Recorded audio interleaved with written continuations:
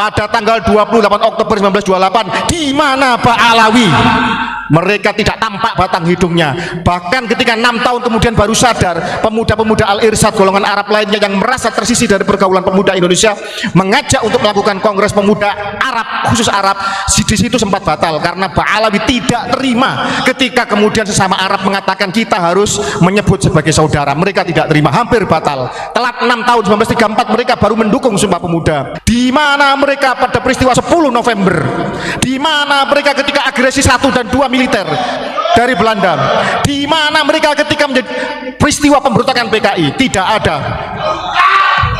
Tetapi kenapa kemudian sekarang mereka mengklaim merah putih dari Habib Fulan, lagu kemerdekaan dari Habib Fulan, tanggal kemerdekaan dari Habib Fulan, bahkan rumah proklamasi dari mereka.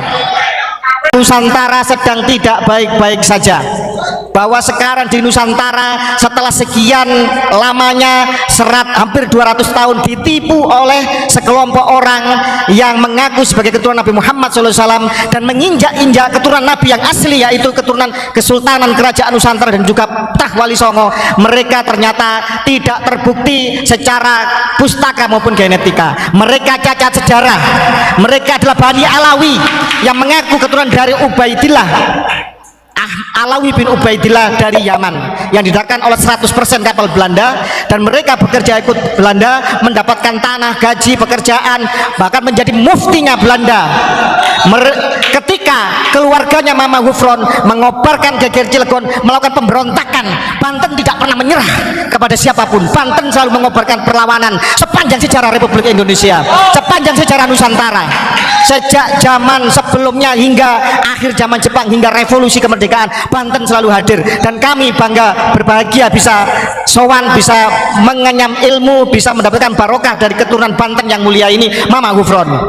Ketika keturunan Banten mengobarkan perang Sabil, perang jihad, geger Cilegon, Banten bangkit melawan Belanda. Mufti Batavia, muftinya Belanda Usman bin Yahya, justru mengharamkan memberontak pada Belanda. Biadab saudara-saudara, ini harus dikoreksi oleh sejarah. Ini Sumpah Pemuda tanggal 20 Oktober 2023, pada tanggal 28 Oktober 1928, di mana Pak Alawi? Mereka tidak tampak batang hidungnya. Bahkan ketika 6 tahun kemudian baru sadar, pemuda-pemuda Al-Irsyad golongan Arab lainnya yang merasa tersisih dari pergaulan pemuda Indonesia mengajak untuk melakukan kongres pemuda Arab, khusus Arab. Di situ sempat batal karena Pak Alawi tidak terima ketika kemudian sesama Arab mengatakan kita harus menyebut sebagai saudara. Mereka tidak terima, hampir batal. Telat 6 tahun, 1934 mereka baru mendukung Sumpah Pemuda. Di mana mereka zaman Jepang? Di mana mereka pada peristiwa 10 November? Di mana mereka ketika agresi 1 dan 2 militer dari Belanda? Di mana mereka ketika menjadi peristiwa pemberontakan PKI? Tidak ada. Tetapi kenapa kemudian sekarang mereka mengklaim merah putih dari Habib Fulan, lagu kemerdekaan dari Habib Fulan, tanggal kemerdekaan dari Habib Fulan, bahkan rumah proklamasi dari mereka. PNKB Jawa Timur, gatel.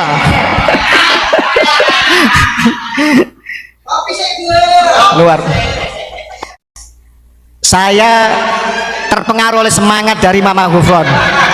Mama Gufron yang sepuh begini saja, jangankan Mbak Alawi, malaikat saja mau dimarahi sama beliau.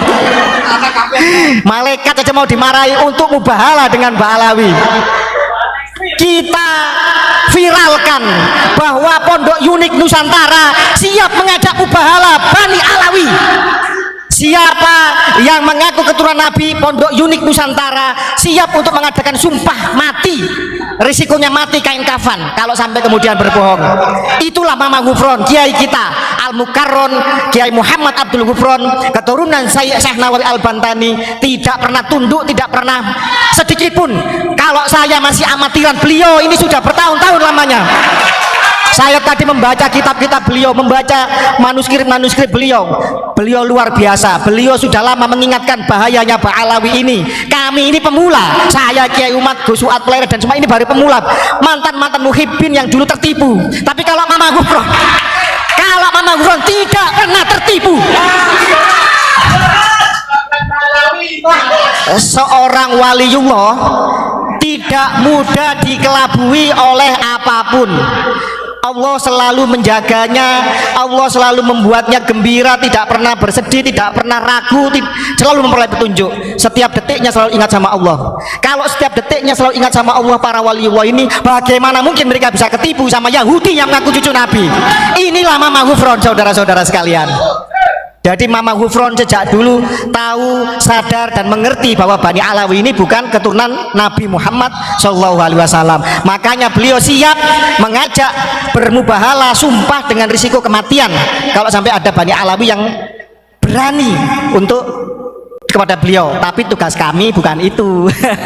Tugas kami harus mengajak kaum milenial berpikir sehat dengan basis ilmu pengetahuan, basis data, basis hal-hal yang bisa dilogika dengan jelas. Apa itu? Kajian kitab nasab, kajian sejarah, isbat internasional dari narkoba dan tes DNA. Oke.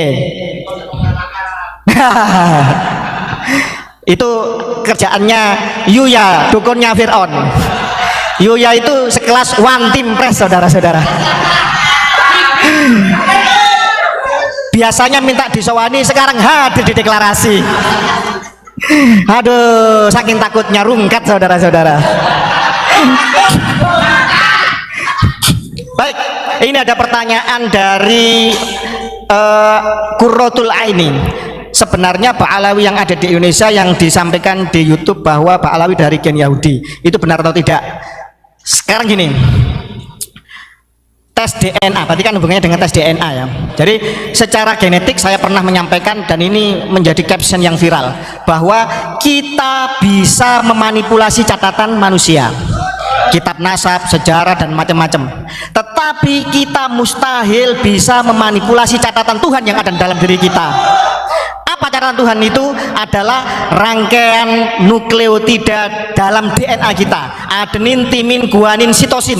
Dan ini kalau Pak Alawi mengaku sebagai keturunan lurus ke Sayyidina Ali, ke Imam Husain bin Ali, artinya harus punya haplogrup J1, punya kode FGC 30416 Husain bin FGC 10500 punyanya Imam Ali. Kalau tidak ada ini berarti mutlak batal, gagal secara ilmu pengetahuan, tidak terbantahkan bahwa mereka bukan keturunan lurus laki-laki ke Sayyidina Ali bin Abi Thalib. Pertanyaannya, dari pakar genetik internasional, Bani Alawi ini yang mengaku Sayyid atau Sadah Hadramut ini, itu terkenalnya Sadah Hadramut, itu apa haplogrupnya? Haplogrupnya bukan J1, saudara-saudara. Artinya kalau bukan J atau E, kalau itu Arab Berber Afrika Utara, kalau bukan J berarti dipastikan mereka bukan keturunan laki-laki orang Arab. Bayangkan, Arab saja bukan, apalagi Ibrahim, apalagi Ismail, apalagi Quraisy, apalagi Bani Hasim, apalagi Muhammad atau Ali cucunya Abdul Muthalib, apalagi Al-Husaini. Mereka bukan orang Arab, keturunan laki-laki ya, kromosom Y. Arab artikel. Ada gitu. Itu yang pertama. Jadi Bani Alawi bukan keturunan dari Ibrahim atau Ismail atau Quraisy atau bawahnya lagi siapa, Bani Hasim atau Ali atau Husain. Jadi klaim mereka mutlak batal sesuai dengan ilmu pengetahuan dan kajian ilmu genetika. Itu yang pertama. Yang kedua, mereka berhaplogrup apa? G. Kalau tadi J1, ini G-nya G2. Tapi G sendiri sebelum pecah menjadi G1 dan G2 muncul pertama kali bermutasi di Kaukasus. Lah, di dalam genetik mereka ada beberapa kode, yang kode ini ketika dirunut jelas leluhurnya dari mana saja. Jadi catatan leluhur kita kan dibentuk oleh materi leluhur kita, dari ayah, dari ibu. Nah, ini menyumbangkan materi genetiknya. Kalau dari garis ayah berarti kromosom Y. Ini dari ayah kita, kakek kita, mbah boyot kita laki-laki, terus garis laki-laki hingga ke atas. Berapa puluh ribu tahun baru bermutasi. Itu.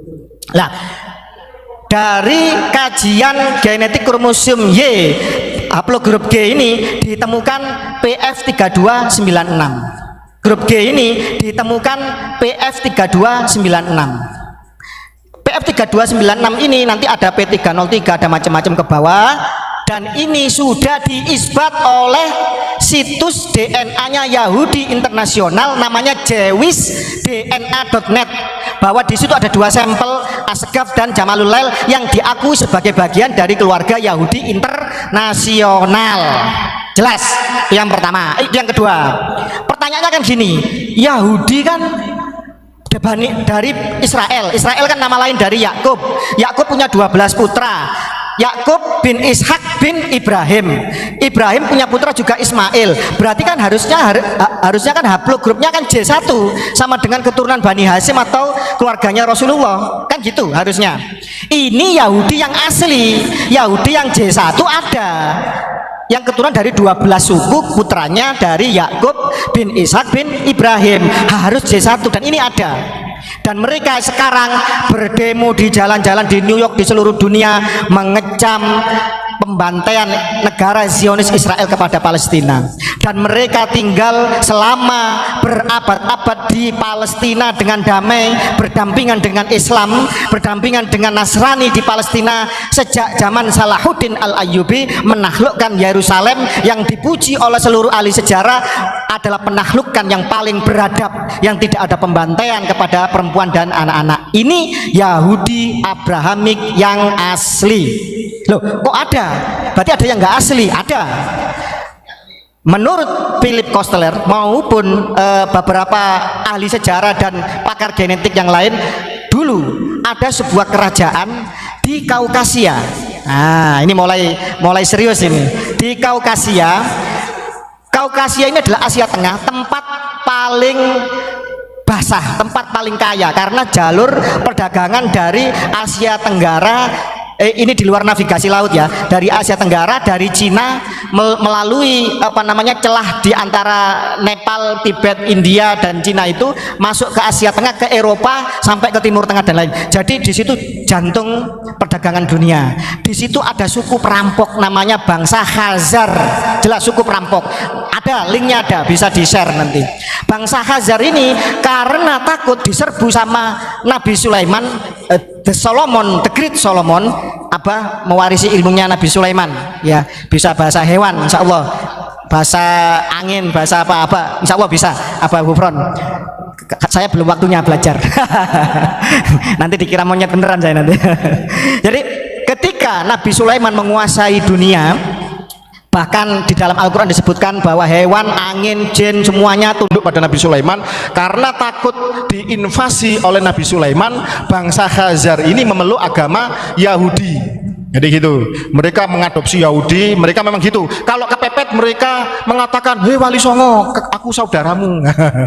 Hei Kiai Fulan, aku muhibunmu, kakek ente dulu belajar sama kakek ana. Jadi mereka begitu, mereka pinter sekali, mereka merayu orang. Karena takut diinvasi sama Nabi Sulaiman, akhirnya mereka memeluk agama Yahudi. Sampai kemudian mereka menjadi bangsa yang kaya karena mereka menguasai Kaukasia. Itu bangsa perampok. Namanya negaranya Khazaria. Ibu kotanya namanya apa? Ini orang Jawa nggak pantas ngomong ini. Ibu kotanya namanya Itil. Loh, hak ini ada ini, ada jelas ini, nggak bohong saya. Ibu kotanya namanya Itil, kerajaannya Khazaria. Itu jelas ini bukan porno ya, mohon maaf. Ngapunten ini bukan porno. Namanya jelas, namanya Itil, ibu kotanya Khazaria. Saya ulang-ulang. Jadi kalau penjahat kelamin ya wajar lah. Jadi gitu. Itil, ITIL. Nah, jelas itu tulisannya itu. Di manuskrip yang lain ditulis Atil, nah gitu, Atil atau Itil, itu ibu kotanya Khazaria. Kemudian mereka diserbu sama Mongol, diserbu sama Rusia dan lain-lain, akhirnya runtuh, tercerai berai. Lah sebelum tercerai berai pernah terjadi surat menyurat antara Perdana Menteri Andalusia zaman Abdurrahman ketiga di awal abad ke-10 Masehi, itu yang bernama Hasdai bin Sabrut, Perdana Menterinya Andalusia. Makanya di zaman itu disebut Golden Age atau abad keemasan, karena semua agama bisa berdamai, bisa hidup rukun, punya jabatan-jabatan mulia di luar Islam di dalam Bani kerajaan Andalusia Umayyah yang ada di Spanyol atau Andalus. Lah ini terjadi surat menyurat, hei Raja Yosef, nah, apakah engkau memeluk agama Yahudi sejak kapan? Engkau apakah keturunan dari mana? Dari jalur mana? Keturunan Ishak dari mana? Ini katanya Hasdeh bin Sabrut, Perdana Menteri Andalusia yang Yahudi ini, kepada Raja Yosef Khazaria. Kata Raja Yosef, kami bukan keturunan Ibrahim, tapi kami keturunan dari salah satu putra Nuh. Ada Sem, ada Yapet, ada siapa satunya? Siapa namanya itu? Ini salah satu putra yang nanti menurunkan Asamiri, bangsa Samaritan, menurunkan Musa Asami dan macam-macam. Yang menurut Syekh Imran Hussein, nanti di Kaukasia ini ada Ya'juj Ma'juj.